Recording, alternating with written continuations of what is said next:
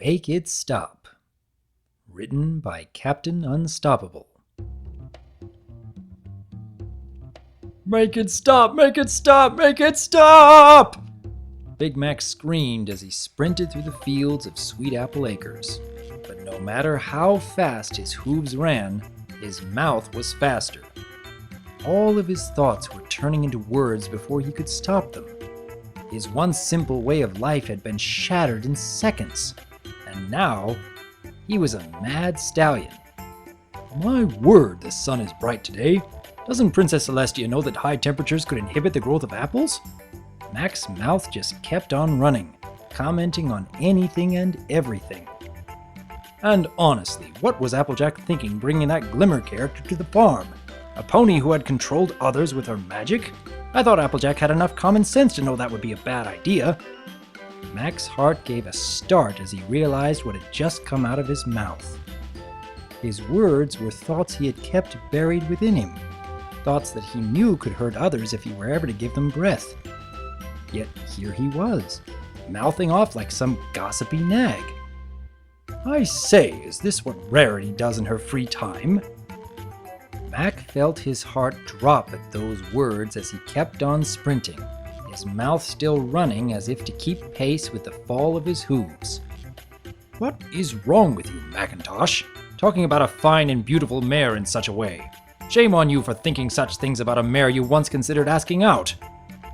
All Mac could do was feel his stomach twist and turn as his mouth kept on running, revealing things that he had never uttered to another living soul. And why are you talking in such a way? You are from the country, you silly colt. You love your accent, and so do those mares. His eye twitched. He begged it to stop. In a dead sprint and with his mind trying to catch up with what his mouth was saying, Mac had little time to react as he found himself entering Ponyville. Worst yet, he was coming down the main street of Ponyville, where ponies had set up stalls for market. The horrors of what was to come sent a new wave of panic through Mac as his hooves kept on carrying him forward, trying to blast through the street before his curse could shine. Fate did not smile kindly on the eldest Apple sibling that day. Every other pony seemed to call out to him by name, as though the sight of him barreling through town in a dead sprint was nothing unusual. Though, to be fair, as of certain events, it might have been one of the normal things that had happened in recent weeks. Afternoon, Big Mac. Mac turned to see Carrot Top at her stand covered in carrots ready to sell. Can I interest you in any carrots today? Not in the least. I find your prices too high for the product you serve. Mac tried to bite down on his tongue to silence himself, but his mouth kept on going, acting independently from the rest of him. Most times I can barely stand the taste of them. How he wanted to slam his head against a wall till he was unconscious. But he just kept running through, not daring to look back at the mare. What up, Big Red? The voice was low and casual, dripping with the ease of one who didn't have a care in the world. Mac recognized Tree Hugger coming into view, waving a hoof at him as she was walking down the streets of Ponyville. Get a job, you dirty hippie! Mac bellowed back, hooves too occupied sprinting to knock his own block off. His father had to be rolling in his grave right now at the way his son was treating mares, but Mac could not help it as he kept on running through the main street, trying not to make eye contact with any pony. The entire time between ponies, his mouth kept on running as he commented on what ponies were wearing, the condition of the buildings he galloped past, or the products ponies were selling. The whole experience was an absolute nightmare.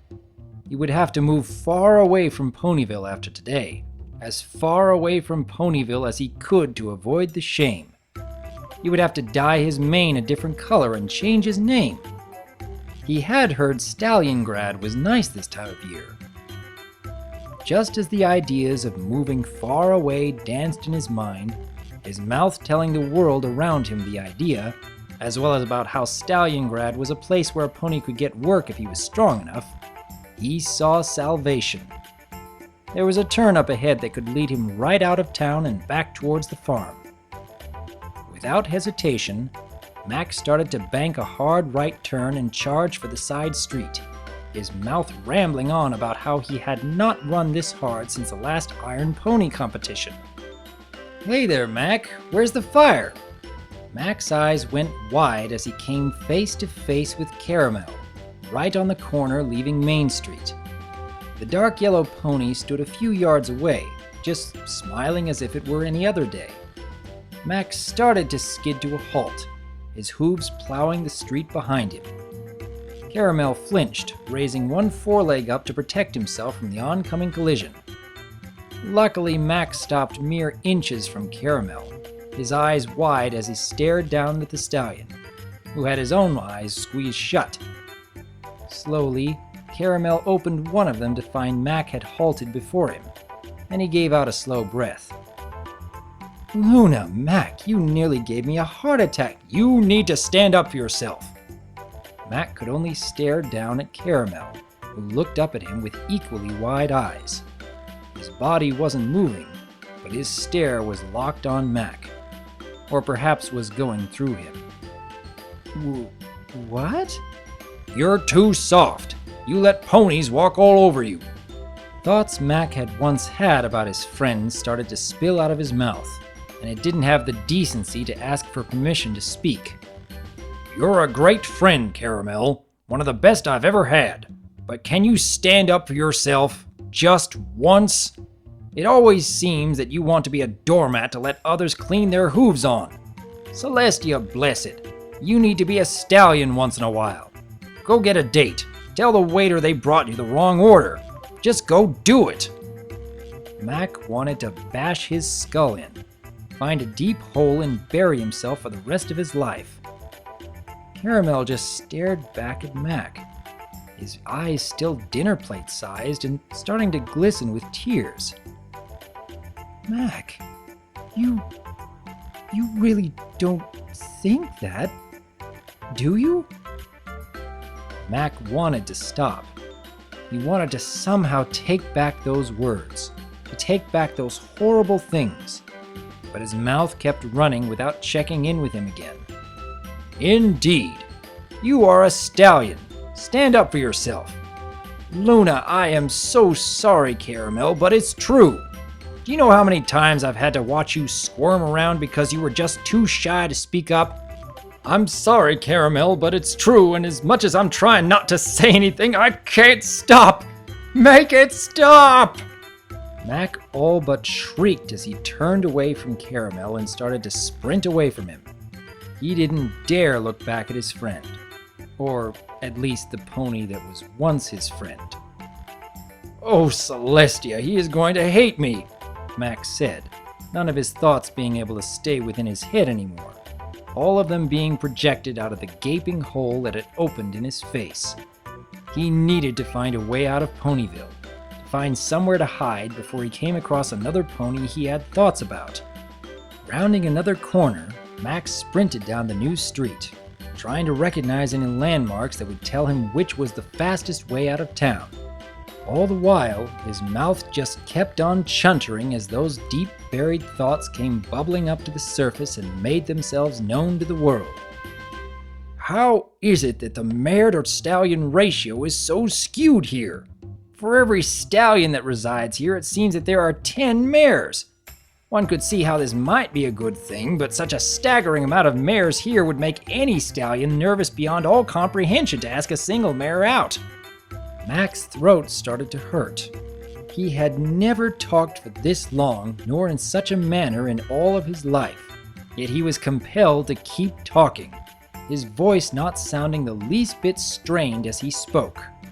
Why is it that any pony wants to live here anyway? Every week it seems that there is a disaster of some kind or yet another world-ending event.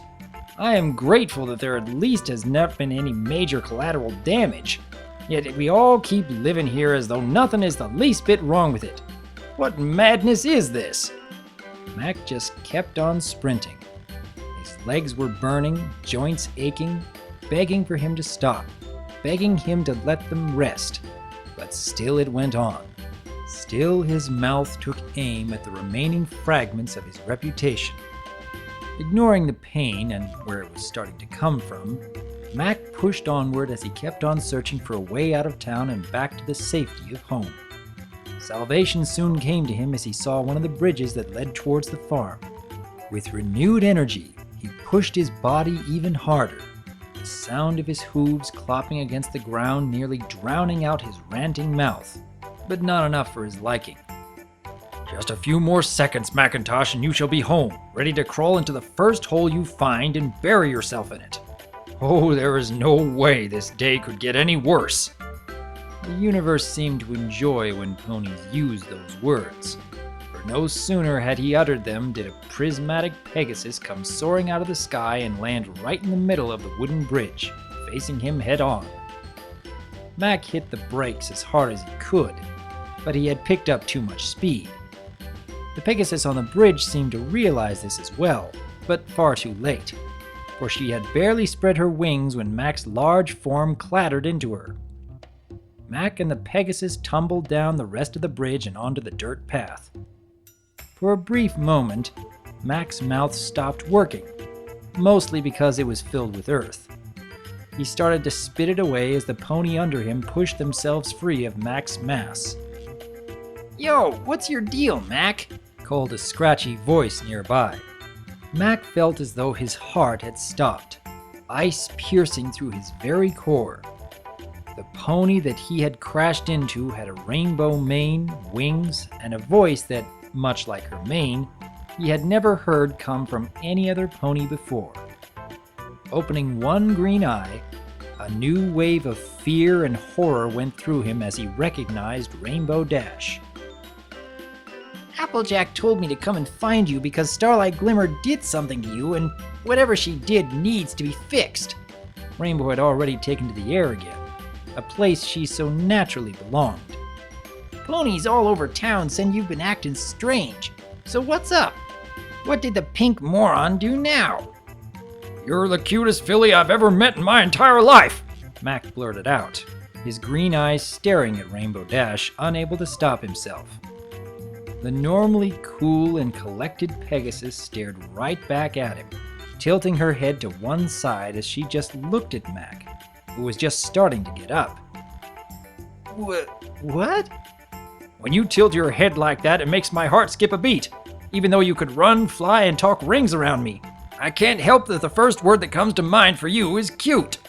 Mac continued, praying to every celestial being he had ever heard of to strike him dead right there and then, as his cursed mouth rambled on. "From the first time I met you, I thought you were the cutest, sexiest, and all-around most incredible mare I had ever met. I've been wanting to ask you on a date for so long now, but I'm afraid I would not measure up to you and would have my heart broken." Rainbow just kept on staring at Mac. Her wings had stopped working the moment the word cute glanced off her ears, and she was just watching him, listening to what he had to say. "There are so many ways you are just purely amazing, Miss Dash, that I can barely stand it at times. But I know I am nowhere near your league and would only hold such an awesome pony back in life." He started to get to his hooves again, looking every which way for where to run next. "I would very much appreciate to have your company for lunch one day, but after this outburst, I doubt you would ever want to speak to me again," Mac hollered, when his eyes locked on a red building in the distance. "Now, if you will excuse me, I'm going to go curl up in a ball and die." With those final words, Mac ran off like a speeding train towards home, towards the safety of the barn where he could not embarrass himself any further. In his wake, he left a dazed Rainbow Dash still staring at the spot where Mac had been at previously, mouth gormlessly hanging open. "Wait, did he just call me cute? How can this town still be standing after so many close calls? I mean, I still can't believe that Princess Twilight made the entire town fall in love with Smarty Pants and how I still have that doll. If she ever finds out that I still have it, she will imprison me for sure. Oh, woe is me." Why did I not return it to her sooner?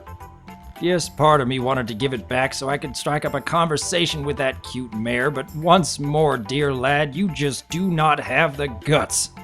How dare you speak to Caramel in such a way? Mac had taken shelter in the Apple family barn, sitting himself in the darkest and farthest corner away from the entrance, mumbling to himself in that prim and proper voice that sickened him to no end. I would rather live through that ordeal of love poisoning again than this. Oh, at least I had some pony to laugh about over it. Now I will be lucky if a mob does not come for me. Mac moaned to himself as he leaned against the wood, willing the sun to set. I'd rather live the rest of my life as a dog than this. At least I would be unaware of all these horrors. He lamented still, wishing that some pony would put him out of his misery. He's right in there. Ain't been able to stop talking since you messed with him. I'm sorry, I know. Don't use magic to make ponies act how I want them to. Mac's ears perked up as he heard a pair of familiar voices, and he quickly got to his hooves as the door opened. Dear sister, is that you? Have you brought the foul mare who has done this to me? Mac felt his cheeks heat up as Applejack entered the barn, her head cocked to the side as she just stared at Mac. Save the look, Applejack. I am already in quite a bout of depression as it is. Mac shot, just wanting to slam his head into the ground and finally shut up. Please, fix him, Applejack growled, pulling her hat over her face. Ain't right for an apple to talk that way. Starlight Glimmer just rolled her eyes as she made her way towards the large red stallion. Right. Look, Macintosh, I am very sorry for what I did, she started, looking up at the big stallion. Making friends is a lot harder than it seems, and I do not care one bit, Max said, his anger evident in his voice. He would never want to cut off a mare, even if they were wrong. But this curse was forcing him to. And since she was the only one who had brought it upon him, she did deserve a bit of the backlash. I have been speaking like some royal ninny all day and have embarrassed myself more than once. I do not care what your intention might have been. Just make it stop. The pink unicorn blinked, slowly. But then she gave a deep sigh as her horn started to glow. That strange aura that had entered him hours ago started to flow out of his mouth, causing Mac to cough and gag as it returned to Glimmer's horn. The process did not take long, but Mac kept on coughing and gagging at the odd sensation till tears welled up in his eyes. Well, how do you feel? Mac looked up to see Applejack staring at him. He wanted to tell her that it felt like he had just coughed up sandpaper, and that his mouth felt like it had just traveled through the desert. But he didn't. Looking between the two mares, Mac didn't say a word. Not one sound escaped his clamped jaw. A big smile of relief came over him as the nightmare came to an end around him. And all at once, he felt completely exhausted. He didn't have the energy to keep standing anymore, and fell onto his side in the barn, eyes closed and a smile upon his lips. Whoa there, Applejack called, coming to his side. You all right there, Mac? She asked, looking down at the stallion. Mac just simply nodded as he laid upon the dirt ground of the barn, having never felt so content in his life. Applejack just gave out a sigh of relief, before rounding on Starlight Glimmer. You better pray he's not a complete mute due to your antics, she growled, marching over to the unicorn. When Twilight finds out about this, oh... Mac didn't need to open his eyes to know that Glimmer was rolling her eyes at Applejack, just by how angry Applejack sounded. Yes, I am very scared. Now let's leave your brother be, Glimmer said, and Mac could hear her hoofsteps leading away. Hey, who said you could tell me what I can and cannot do? Applejack shouted back, taking a hoof step forward. Mac heard her take a step before he was sure she looked back at him. He raised one hoof up and waved it at her so she knew she could go. He was more than content to stay right there for the rest of the day and night. He heard Applejack sigh softly before pounding after Glimmer, slamming the barn door behind her. After that, silence filled the barn. Complete and utter silence. Silence that Mac didn't know he had missed till that motor mouth of his finally stalled. Giving a sigh of relief, he let his mind drift away into the land of slumber to let his weary body rest. "Hey, Mac, wake up! I need to talk to you!" Mac gave out a groan. It didn't even feel like a minute had passed since he had shut his eyes, and there was already some pony trying to talk to him. He didn't need any more talking. He had talked more than he had in the past 3 years combined. But he knew there was much to pay for what had happened that day, and he slowly lifted his head up, eyes opening gradually. The barn was dark now, the sun having fully set, meaning he had been out much longer than he had originally thought. Mac had to blink several times to adjust his eyes to the darkness, though he did not have to since the figure before him stuck out like a sore hoof in the gloom. Mac could only widen his eyes in surprise as he saw Rainbow Dash sitting in front of him, her rose eyes glowering at him. He started to open his mouth to speak, but she was too fast for him and pressed her hoof to his mouth, silencing him. "So, Glimmer put some kind of spell on you that made you talk nonstop?" Dash asked, eyeing the stallion before her. Mac could only nod, fear washing over him at what Rainbow was about to do to him. "And everything you said was the truth?" Mac's cheeks burned as he remembered spilling his guts to Rainbow Dash earlier, though the sheer embarrassment washing over him was an effective cold shower.